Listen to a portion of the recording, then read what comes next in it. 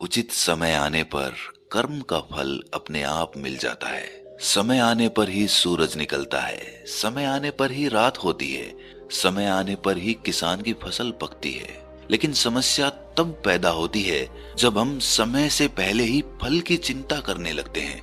संत कबीर का एक दोहा है, धीरे धीरे रे मना, धीरे सब कुछ होए, माली सींचे सो घड़ा, ऋतु आए तो फल होए। यानी कि धीरे धीरे मेरे मन तू अपना काम करता रहे, क्योंकि धीरे चलने से ही सब कुछ होता है। कोई माली किसी पेड़ में चाहे 100 घड़े पानी डाल दे, लेकिन फिर भी ऋतु आने पर ही फल लगेंगे। लेकिन विडंबना यही है कि सही समय तक सभी लोग इंतजार नहीं कर पाते, और इंतजार नहीं कर पाते इसीलिए असफल हो जाते हैं। जो भी इंसान अपने जीवन में सफल होना चाहता है, उसे ये समझना चाहिए कि एक जगह ही मिट्टी खोदने से कुआं बनता है और उसी कुएं से पानी निकलता है जो हमारी प्यास बुझाता है। लेकिन धैर्य ना होने के कारण इंसान अलग अलग जगह पर मिट्टी खोदता रहता है और आखिर में परेशान होकर खुद को समझा भी लेता है कि मेरा तो भाग्य ही खराब है, मुझे तो पानी कहीं पर मिला ही नहीं। अगर वो एक जगह ही मिट्टी खोदता रहता तो पानी निकलने की संभावना बहुत ज्यादा बढ़ जाती। एक जगह मिट्टी खोदने का तात्पर्य यहाँ पर यह है कि आप जो कर रहे हैं, आपने जो किया है, जिसमें आपका हुनर है, जो आपने सालों साल सीखा है, उसी पर अपना समय लगाते रहिए। चाहे अभी तक आपको उसमें सफलता नहीं मिली हो, लेकिन निराश मत होना, क्योंकि अभी आप सफलता के बिल्कुल नजदीक खड़े हैं। अगर अभी आप हार मान गए तो आपको फिर से एक नई शुरुआत करनी पड़ेगी, कोई नया काम सीखना पड़ेगा, नया हुनर पैदा करना पड़ेगा, और उसमें फिर से सालों का समय लग जाएगा। अभी तक जो सीखा है, अभी तक जहां पर मेहनत करी है, वहीं पर मेहनत करना जारी रखिए। अगर दरवाजे पर पहुंचकर वापस लौट गए तो खुद को कभी माफ नहीं कर पाओगे। बाद में हमेशा पश्चाताप करोगे कि दरवाजे पर खड़ा था, थोड़ी सी मेहनत करनी थी, बस एक कदम अंदर रखना था और सफलता मेरे सामने थी, लेकिन दरवाजे से वापस लौट आया। काश थोड़ी सी मेहनत करी होती, थोड़ी सी हिम्मत दिखाई होती तो अंदर प्रवेश कर ही गया था। हिम्मत हारनी थी तो शुरुआत में हारनी थी। जब मंजिल आंखों के सामने होती है तो कभी हार नहीं मानी जाती, बल्कि हौसला और ज्यादा बुलंद किया जाता है। जो लोग समय और धैर्य के सिद्धांत को नहीं समझते हैं, वो जीवन भर अलग अलग कार्य क्षेत्रों में प्रयास करते रहते हैं, लेकिन उन्हें सफलता हासिल नहीं होती। ऐसे लोग अपने जीवन से भटक जाते हैं। आखिर में पश्चाताप के अलावा कुछ हाथ नहीं लगता। अगर आप एक ही रास्ते पर मीलों तक आगे बढ़ चुके हो तो वापस लौटने का कोई रास्ता नहीं होता है। अगर आप उस रास्ते से वापस लौटोगे तो फिर से वही मुश्किलें सामने आएंगी, वही कांटे फिर से पैर में लगेंगे, वही तकलीफें फिर से जन्म लेंगी। यही रास्ता आपको अपनी मंजिल तक पहुंचाएगा। अगर रास्ता बदलना था तो शुरुआत में बदलना था, अब कोई चारा नहीं है। लेकिन आज के समय में लोगों में धैर्य बहुत कम बचा है। दूसरों की देखा देखी, दूसरों से प्रभावित होकर इंसान तत्काल सफलता हासिल करना चाहता है, और इसीलिए जल्दी सफल होने के चक्कर में वो अपने जीवन में ऐसे शॉर्टकट्स पकड़ लेता है जो उसे अंधेरी दुनिया में भटका देते हैं, गलत कामों की तरफ उसे धकेल देते हैं, जहां से वापस लौटने का कोई तरीका नहीं होता है। ब्रह्मांड के अखंड नियमों में से एक नियम ये भी है कि समय आने पर ही सब कुछ होता है। इस प्रकृति के नियम को आप हर चीज में पाएंगे, हर वस्तु में पाएंगे, हर काम में पाएंगे। एक बच्चा 9 महीने में ही जन्म लेता है। 9 महीने से पहले अगर कोई बच्चे की अपेक्षा करे तो वो मूर्ख होगा, क्योंकि प्रकृति का विधि विधान समय के अनुसार चलता है। ऋतु आने पर ही फल लगेगा, सुबह होगी तभी धूप निकलेगी, रात होगी तो अंधेरा होगा। आपको नहीं लगता कि प्रकृति के सभी नियम समय के अनुसार ही चलते हैं? तो फिर आप और हम प्रकृति के बाहर कैसे हो सकते हैं? हमारे नियम प्रकृति के नियमों से बड़े कैसे हो सकते हैं? और अगर हम प्रकृति के नियम समझते हैं तो हम ये क्यों नहीं समझ पाते कि प्रकृति के नियमों के अनुसार समय आने पर ही हम सफल हो पाएंगे? क्यों हम सही समय तक इंतजार नहीं कर पाते? इसका जवाब ये है कि हमें सही समय का पता ही नहीं होता। सुबह का और शाम का तो हमें पता होता है कि किस समय आएगी, लेकिन हमारी सफलता हमें कब मिलेगी उस समय का हमें सही सही पता नहीं होता, और इसीलिए हम उम्मीद हार जाते हैं, अपना रास्ता बदल देते हैं और जीवन में असफल होते चले जाते हैं। ये भी सोचने की बात है कि एक इंसान कितना इंतजार करेगा, 5 साल, 10 साल, 15 साल, और तब भी उसे सफलता नहीं मिल रही तो उससे ज्यादा इंतजार भला वो क्यों करेगा? या तो उसे ये पता चल जाए कि उसे 20 साल में सफलता मिल जाएगी, या फिर उसे ये पता चल जाए कि उसे कभी सफलता ही नहीं मिलेगी, तो फिर वो अपना रास्ता बदल सकता है। लेकिन ऐसा तो कभी स्पष्ट नहीं होता है। हमें कितने समय में सफलता मिलेगी ये कभी निश्चित नहीं होता है।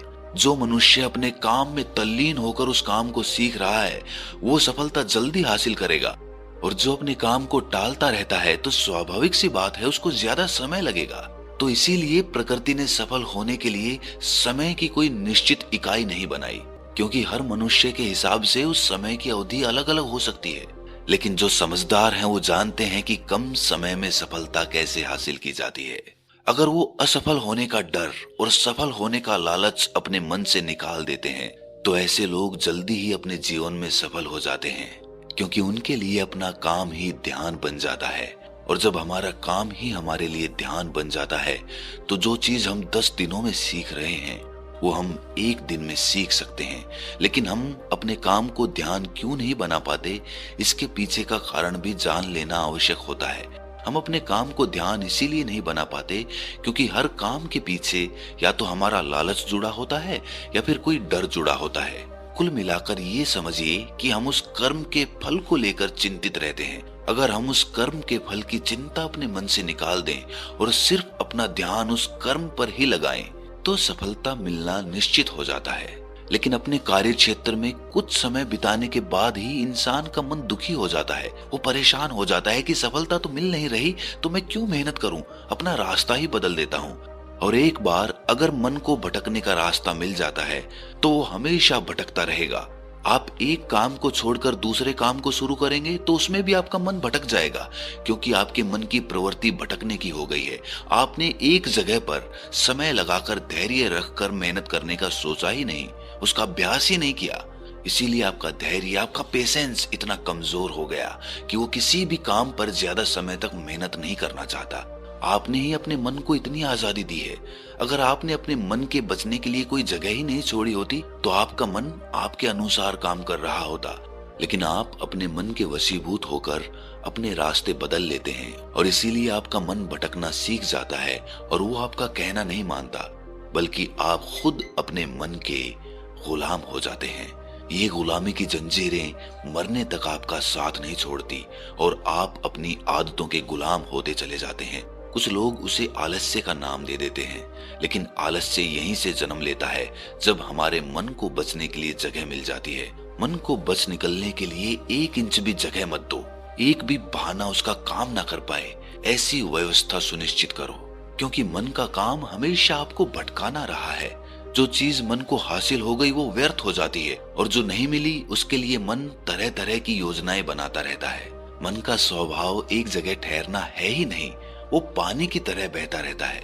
लेकिन अगर हम अपने मन को समझने का प्रयास करें तो हम उस पानी के बहाव के साथ बहते चले जा सकते हैं। उसके बाद हमें प्रयास नहीं करना पड़ेगा, जोर जबरदस्ती नहीं करनी पड़ेगी। मन को समझने के बाद आप अपने मन के मालिक हो जाते हैं और एक बार मन के मालिक बनने के बाद आप अपने मन से जो चाहे वो काम करा सकते हैं। और मन को समझने के लिए सिर्फ एक सूत्र याद रखिए कि समय आने पर सब कुछ होता है। अगर आपका मन पेशेंस या धैर्य रखना सीख जाता है तो आप अपने मन को समझना शुरू कर देते हैं, क्योंकि धैर्य और प्रतीक्षा ही मन के ताले की चाबी है। मन को जल्दबाजी में समझा ही नहीं जा सकता। ये इत्मीनान का काम है, ये ध्यान का काम है।